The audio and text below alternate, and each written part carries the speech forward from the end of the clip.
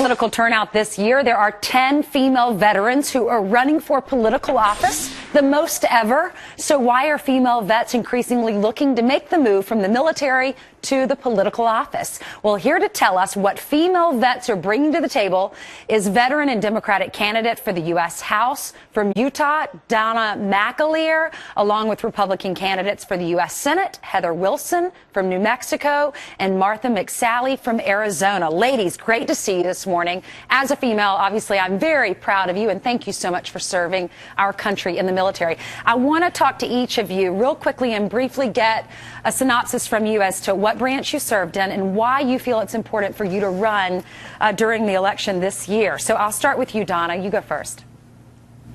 Thank you, Ainsley. I served in the Army in the late 80s and early 90s, and I believe it's important to run for office, elected office in Washington, because we have a real dearth of leadership. We're all looking to get things done. I think our nation is ready to have people in elected office who are willing to get things done.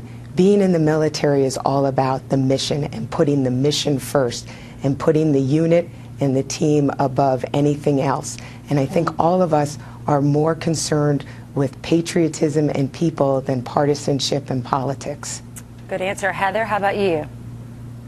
I was an Air Force officer. I went to the Air Force Academy. I was in the third class with women to graduate from the Air Force Academy, and I think it's that call to service and that our country is in very deep trouble. It's not going to be easy to get out of this, and those of us who have the ability to serve and help the country need to step up and do so, as all of us did in another capacity in another life.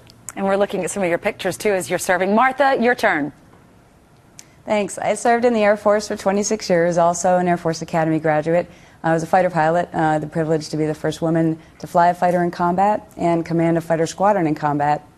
And the oath of office of a member of Congress is the same as a military officer. So I just consider this a call to duty and my next assignment to serve my country. You know, we've got a heart of service, we've got some serious issues in our country right now, and we've got a vacuum of leadership. And so I felt very convicted and called to step up and serve in this new way. There is one female veteran serving in Congress, Sandy Adams. She's from Florida, a Republican in Florida. Heather, you've run before. What's your advice to these other women, these 10 women or 9 other women that are running for Congress this year? Well, I served in the Congress for 10 years, and while I was there, Sandy and I didn't overlap, although it would have been nice to have somebody else there with me at the time. I think a lot of it is, you know, everyone comes with their story, and our stories as women veterans is a very powerful one that people relate to. I mean, the military has created young leaders, both men and women, as one of the most respected institutions in our society, and they train leaders. And now it's our opportunity to bring that leadership skill to a new arena. And I think that's an important message to be able to connect to people. And the other one is just work hard. It's a lot of hard work. That's great advice for all of us. Martha, I was reading a little bit about your platform, and you said you want to reduce the role of government and jobs, jobs, jobs. How do you plan to take action? Well, this is all about the economy right now, and businesses are not hiring and people are not spending their money because of all the uncertainty that's been created. So we have got to get the federal government out of the way so that the small businesses can start hiring again and that entrepreneurial spirit can actually reign. And I'll tell you, Heather is just a wonderful example and pioneer for all of us in how she served, and I look forward to joining her and Sandy on the Hill to See, this is why I love women. We support one another, right? Donna, real quickly, your motto, not left, not right, but forward. Why is this your motto? Well, because of all the gridlock, Ainsley. I mean, we see so much partisanship and obstructionism and waving of party flags. In the military, we're about service. I took an oath to serve when I was 17, and that oath never expired when I entered West Point, when I entered the Army.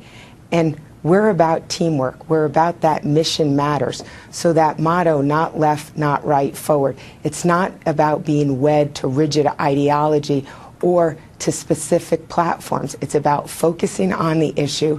It's about marshaling the resources. It's about the discussion, the discourse, the collaboration, the solving the problem, moving forward and going on to the next thing. Well, I wish you ladies all the best. Donna, Heather, Martha, our hats are off. To all of you for serving our country. You're right, there's no right or left when it comes to service, and we really appreciate what you've done. Have a great weekend.